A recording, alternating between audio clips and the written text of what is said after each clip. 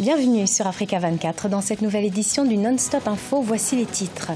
La visite de l'ancien chef d'État Joseph Kabila à l'actuel président Félix Tshisekedi en République démocratique du Congo. Un rendez-vous a été organisé à l'ex-cité de Loua ce 17 février 2019. Pour de nombreux Congolais, la formation du nouveau gouvernement était au centre de leurs échanges. Bonne performance au Cameroun en termes de taux de couverture vaccinale infantile. 95% des enfants de la région Nord en 2018 sont protégés des maladies contre 85% des enfants en 2017. Et puis le gouvernement rwandais a lancé depuis 2014 un programme de développement pour réduire le retard de croissance de la petite enfance. Quel bilan après 5 ans? Nous ferons le point dans ce journal. Mais tout d'abord, les candidats s'organisent au Nigeria après le report d'une semaine des élections générales qui devaient se tenir ce 16 février. La commission électorale a en effet donné son feu vert aux partis politiques pour battre campagne jusqu'à jeudi 22 février à minuit. Un délai supplémentaire accordé afin de sensibiliser les électeurs sur l'importance de se déplacer à nouveau pour aller voter samedi. Par ailleurs, une conférence de presse sera organisée ce mardi par la commission électorale pour évoquer l'état d'avancement des préparatifs du scrutin. En République démocratique du Congo, l'ancien chef d'État Joseph Kabila a rendu visite ce dimanche 17 février à son successeur, le président Félix Antoine Tshisekedi Tshilombo. Un entretien de près de 4 heures pour certains observateurs. La formation du prochain gouvernement aurait été le leitmotiv de cette rencontre. Le point dans ce reportage de Jacques Amboka, notre correspondant sur place, commenté par Thierry Ndassa. Un tête-à-tête pendant des heures, puis ouvert par la suite aux collaborateurs du nouveau président. Pour bon nombre d'observateurs, la formation du prochain gouvernement aurait été le leitmotiv de la rencontre. Il est connu de tous que les tractations iraient bon train, mais il y aurait des points de blocage. Il se peut que cette proximité relationnelle soit de nature à contribuer à donner un coup de pouce aux discussions en cours pour que rapidement un compromis soit trouvé. Notons que la coalition CASH, formée de l'Union pour la démocratie et le progrès social, UDPS, parti du président Félix Tshisekedi, et l'Union pour la nation congolaise de Vital Kamerhe, directeur de cabinet du nouveau président, doit composer avec la famille politique de l'ex-président Joseph Kabila, qui a raflé la majorité au Parlement en vue de la formation du gouvernement. C'était une belle image qu'ils ont donnée au monde. C'est beau de voir les deux ensemble. Cependant, j'ai comme l'impression que c'est une distraction. Le temps passe et on a comme l'impression qu'on ne se lance pas encore au travail. Le nouveau président doit travailler. Malgré la discrétion qui a entouré cette rencontre, dans le sens que rien n'a été révélé à la presse, les Congolais assistent à une nouvelle ère. Cependant, il faut noter qu'au-delà de ce climat apaisé qui caractérise les relations entre le 4e et le 5e président de la RDC, la population attend beaucoup plus l'amélioration rapide de leurs conditions de vie. Également dans l'actualité, fermeture d'un camp de réfugiés de Dadaab au Kenya, près de la frontière somalienne. Une demande du gouvernement kényan à l'Organisation des Nations Unies qui invoque notamment des raisons sécuritaires.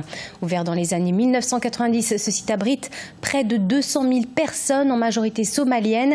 Un calendrier doit être défini. Néanmoins, la diplomatie kenyane demande au Haut Commissariat des Nations Unies pour les réfugiés de commencer la délocalisation dans les 6 mois. Au Cameroun, les nouvelles stratégies de sensibilisation des populations se sont avérées payantes. Près de 95% des enfants issus de la région du Nord sont à l'abri des maladies infantiles grâce aux campagnes de vaccination. Pour 2019, les autorités sanitaires tablent sur une couverture vaccinale à 100%. Reportage de notre correspondante Viviane Baoken. En 2018, près de 95% des enfants dans la région du Nord Cameroun ont été mis à l'abri des hépatites, de la tuberculose, de la coqueluche, du tétanos, entre autres. Le développement de nouvelles stratégies de sensibilisation des populations, la mobilisation des relais communautaires par le programme élargi de vaccination et ses partenaires internationaux sont entre autres raisons qui ont contribué à réaliser ces performances. Mais quand on donne des chiffres en couverture vaccinale en pourcentage, on ne se rend pas compte de la progression qui a été effectivement faite. Mais quand on prend ces chiffres-là en valeur absolue, l'année dernière, en 2018, on a vacciné plus de 98 000 enfants dans la région. en vaccin pentavalent 3, alors qu'en 2017, on a vacciné 94 000. Et pour la petite histoire, il n'y a que la région du Nord qui, depuis 5 ans, vaccine plus que d'habitude par rapport à l'année précédente les enfants en vaccin pentavalent 3. Malgré ces performances appréciables, certaines localités de la région ont enregistré des résistances. C'est le cas ici à Guidère, où les populations urbaines sont réfractaires au vaccin, ce qui a donc entraîné la résurgence des cas de rougeole chez les enfants. En ville, c'est le contraire. Pourquoi? Parce que d'abord, cette population urbaine, elle est capable de réfléchir, de se poser des questions, de philosopher. Est-ce que cette activité qu'on nous propose, est-ce qu'elle est vraiment importante pour nous? Et comme j'ai dit, ces populations sont cultivées, ils suivent des informations de gauche à droite. Alors, eux, ils prennent une décision. Pour atteindre un taux de couverture vaccinale à 100% en 2019 dans la région du Nord, les agents communautaires de santé appellent à la mobilisation des autorités traditionnelles et religieuses dans la sensibilisation des populations. La santé infantile préoccupe également le gouvernement rwandais qui a lancé en 2014 un programme de développement de la petite enfance déployé dans 13 des 30 districts du pays. Il vise à atténuer le retard de croissance observé chez les tout-petits. 37% des enfants sont encore concernés. Les précisions, Fratin Kaisanga. Le premier centre de développement de la petite enfance au Rwanda a été inauguré en 2014 avec pour objectif principal de fournir un accès facile aux services de santé et de l'éducation aux enfants d'au moins de 6 ans. Avec le temps, il s'est avéré nécessaire d'impliquer également les familles dans la lutte contre la malnutrition, l'une des causes principales de retard de croissance chez les enfants. 3 fois par semaine, on prépare de la bouillie pour les enfants et 1 fois le mois, nous organisons une session de démonstration de la préparation d'un repas équilibré devant tous les parents. 1 fois par mois également, nous faisons un tour de vérification des améliorations sanitaires des enfants ayant un retard de croissance.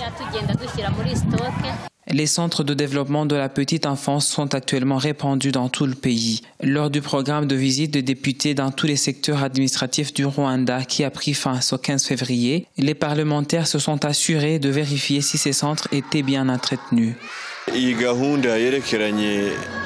Ça fait longtemps que le Rwanda a lancé la campagne de lutte contre le retard de croissance des enfants. Des efforts supplémentaires ont été faits depuis l'année dernière pour améliorer considérablement la santé de nos enfants et nous sommes contents que ça porte des fruits.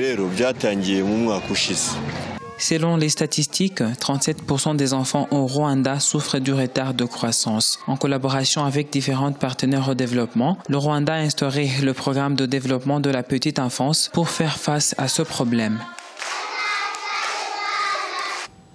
Du sport à présent avec le Mali qui remporte sa première Coupe d'Afrique des Nations dans la catégorie des moins de 20 ans. C'était ce dimanche à Niamey au Niger. À l'issue d'une finale âprement disputée face au Sénégal, il s'agit du premier titre des jeunes Maliens dans cette catégorie. Quelques images de notre correspondant Mokhtar Bari. Ce journal a été préparé par l'ensemble de la rédaction. Merci de nous avoir suivis. Dans quelques instants, une nouvelle édition de l'actualité sur Africa 24.